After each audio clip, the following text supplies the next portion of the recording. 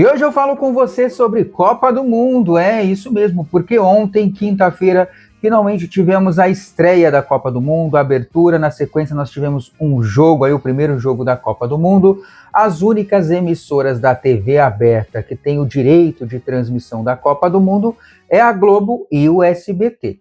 E aí ficou a pergunta, quem levou a melhor, né? Tinha muita expectativa sobre o SBT, algumas pessoas tinham muita expectativa, eu particularmente não tinha, mas tinha muitas pessoas que tinham essa expectativa. Vai ser a primeira Copa do Mundo do SBT que o Galvão Bueno vai estar presente, né? O Galvão Bueno que é o principal narrador esportivo do Brasil até hoje, trabalhou durante muitos anos na Globo, narrou muitas Copas do Mundo na Globo. E esse ano é a primeira vez que ele vai estar narrando uma Copa do Mundo fora da Globo no SBT. Foi ontem, na verdade, né? Ele fez a apresentação aí durante a abertura da Copa, depois o jogo foi narrado pelo Thiago Leifert. Ele ainda não estreou na Copa do Mundo do SBT como narrador, mas ele abriu ontem, ele apresentou aí o programa, né? A cobertura da abertura da Copa do Mundo. Mas aonde eu quero chegar com tudo isso? Na audiência, né? Quem levou a melhor ontem na estreia da Copa do Mundo? Foi Globo ou foi o SBT? Eu conto para vocês. Foi a Globo disparadamente, tá? Isso não é fontes da minha cabeça, não, tá? Isso são os números que provam, os números de audiência. A Globo, ela oscilou aí, né? Foi de 16 pontos até 19 pontos. Uma boa audiência aí para uma abertura, para uma estreia de Copa do Mundo sem Galvão Bueno. O SBT, ele oscilou também em segundo e terceiro lugar, só que uma diferença muito grande em relação à Globo. O SBT teve momentos aí que estava com 3 pontos, 4, chegou a 5, chegou a ficar na vice-liderança na frente da Record, mas tiveram muitos momentos que a Record estava na frente, em segundo lugar.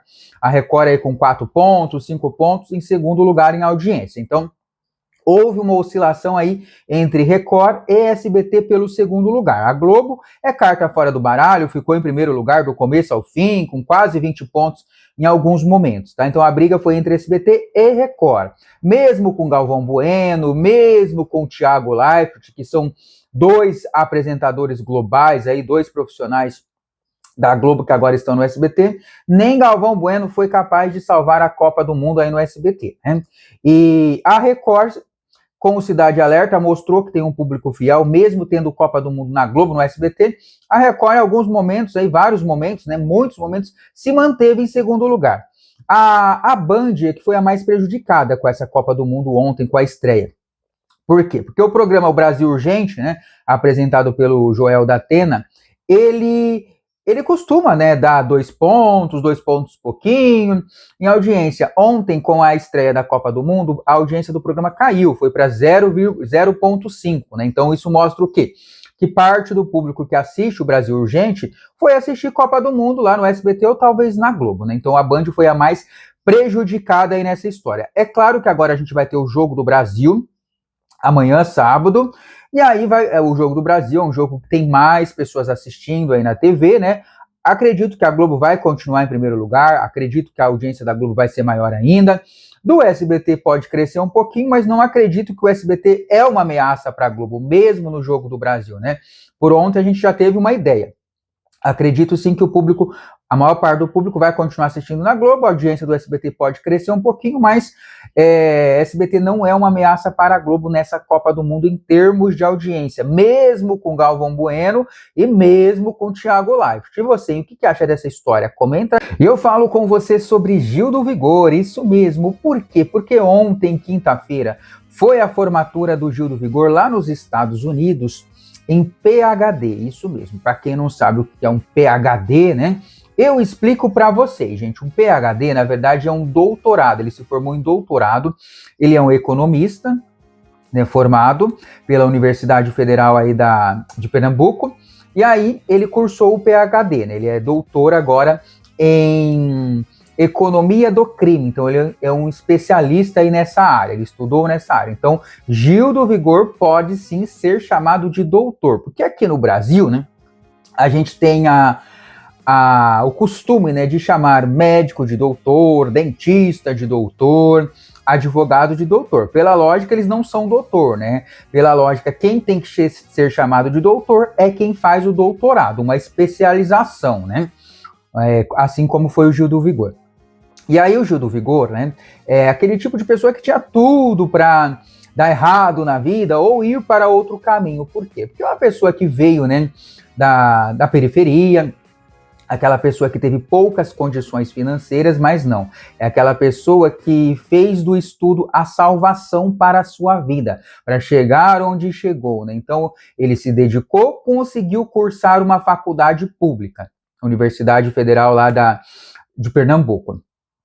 E depois teve a sorte, né, de entrar no BBB, e aí foi muito bem no BBB, né, foi um participante que se destacou e também conseguiu mudar a sua vida através do BBB. Para quem não se lembra, o Gil, ele não ganhou o BBB, ele quase ganhou, né, foi uma injustiça a eliminação do Gil, porque na época o Gil acabou se desentendendo lá com a Juliette. Juliette era a grande favorita para ganhar o BBB e a torcida da Juliette eliminou o Gil do Vigor nos últimos dias aí do programa. O Gil do Vigor, ele não esteve nem na final do BBB, mas é aquela história, né? Não ganhou o BBB, mas como se tivesse ganhado, né? Ele ficou milionário, fazendo publicidades, ganhou muito dinheiro, etc e tal. Essa história aí que a gente conhece, um ganhador, uma pessoa que não ganhou o BBB, mas é como se tivesse ganhado, né? A história.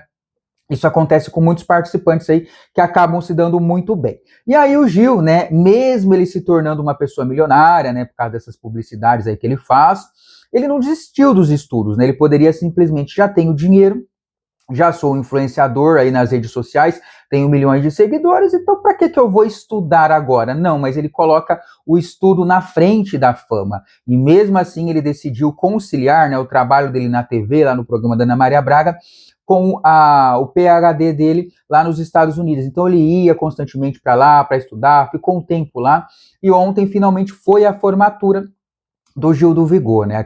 Aquela pessoa que sabe que o estudo é a salvação para tudo, né? E o Gil é uma referência, assim, né? Gostando ou não dele, ele é uma referência. Por quê? Porque hoje em dia eu vejo as pessoas seguindo, né, nas redes sociais, Instagram, qualquer outra rede social, aqueles influenciadores que não acrescentam nada, né? Pelo contrário, são péssimos exemplos, né? Não mostram nada na sua rede social, a pessoa segue aquele influenciador, mas ele só mostra uma vida fútil, uma vida desnecessária. E o Gil não, é uma pessoa que acrescenta, né? É uma pessoa que acrescenta, uma pessoa que tem opinião, e faz a diferença. Então, acho que o Brasil precisa de outras pessoas assim como o Gil do Vigor. Então, quando você for seguir alguém na rede social, ou você, ou seu filho, ou seu neto aí que está me assistindo, tem que seguir alguém aí que seja referência de fato, né? Não seguir pessoas que sejam pessoas fúteis, pessoas que só divulgam aqueles joguinhos, né? Os famosos joguinhos. Pessoas que não acrescentam nada. Inclusive, algumas dessas pessoas estão até envolvidas com coisas ilegais, se é que vocês me entendem, né? O que eu quero dizer aí para não ser mais claro. Então, sigam pessoas que sejam referências, tá? E Gil do Vigor, ele é uma referência, né? Porque é aquela pessoa que colocou o estudo em primeiro lugar. Ele poderia ter colocado a fama, o sucesso, o dinheiro, né? E abandonado os estudos depois que ele se tornou uma pessoa famosa e milionária. Mas não, ele preferiu colocar o estudo em primeiro lugar, deixar a fama dele, a carreira de influenciador em segundo lugar, ou conciliar as duas coisas, que é o que ele faz, né? Então, é uma referência aí para todo mundo, Gil do Vigor. E agora eu falo com você sobre Fábio Porchat, é isso mesmo, porque o Fábio Porchat ontem decidiu ironizar a saída do Boninho da Globo. Por quê? Para quem não sabe, agora durante a Copa do Mundo, estreou ontem, quinta-feira, aquele programa chamado Central da Copa. O que é o Central da Copa? Ele vai ao ar aí sempre depois da novela das 9, né? É um programa aí que repercute, né, os jogos da Copa do Mundo. Eles comentam os jogos, comentaram a abertura, enfim, é um programa para repercutir a Copa do Mundo. Ele é apresentado pelo Tadeu Schmidt e o Fábio Porchat esse ano, ele participa aí como comentarista, dando opinião bem-humorada, porque ele é humorista. Na Copa passada, em 2022, a Globo contratou a Jojo Todinho, né, para fazer essa parte engraçada aí do programa Central da Copa. Só que a Jojo Todinho, gente, não entende nada de esporte, né, então foi uma uma decepção na época, né? Tanto é que agora não contrataram novamente. Foi o Fábio Porchat que vai fazer essa parte de humor. E aí, ontem, né, na estreia, o Fábio Porchat, ele decidiu ironizar a saída do Boninho da Globo, fez uma piada com isso. Por quê? Porque esse Central da Copa, ele tem um cenário simples, mas um cenário muito bonito. Mostra que é um cenário grande, tem uma estrutura, aquele cenário bem feito mesmo, típico dos programas da Globo, né? Tem qualidade, uma coisa bonita de se ver, né? O cenário. E aí o Fábio Porchat fez uma piada, né? Agora eles conseguiram construir esse cenário, fazer esse cenário, já que no cenário, né, tem aí 2 anos de pagamento do Boninho, ou seja, dizendo que o Boninho ganhava muito na Globo, agora com o dinheiro que economizaram com a saída do Boninho, colocaram, investiram aí no cenário, ou seja, é uma piada, né, uma brincadeira aí, né? E o Boninho tá lá na Record, né? Com a produtora dele, fazendo o Casa do Patrão, esse reality aí, que é um fracasso, né? Ninguém quer assistir, né? Um programa que não deu certo, né? Ele tá tentando aí salvar o programa, trazendo coisas que ele já fez no BBB, dinâmicas, coisas, mas o público não quer ver esse programa. O programa termina aí dia 16 de julho, então tem quase um mês aí para o programa terminar, só que o programa perde constantemente para o SBT, aquele programa que praticamente ninguém fala, não repercute. Quando as pessoas falam da Casa do Patrão, é para criticar o programa, não para falar dos acontecimentos em si lá dentro. Então, é um programa que não deu certo, é um grande fracasso aí da carreira do Boninho, está sendo Casa do Patrão.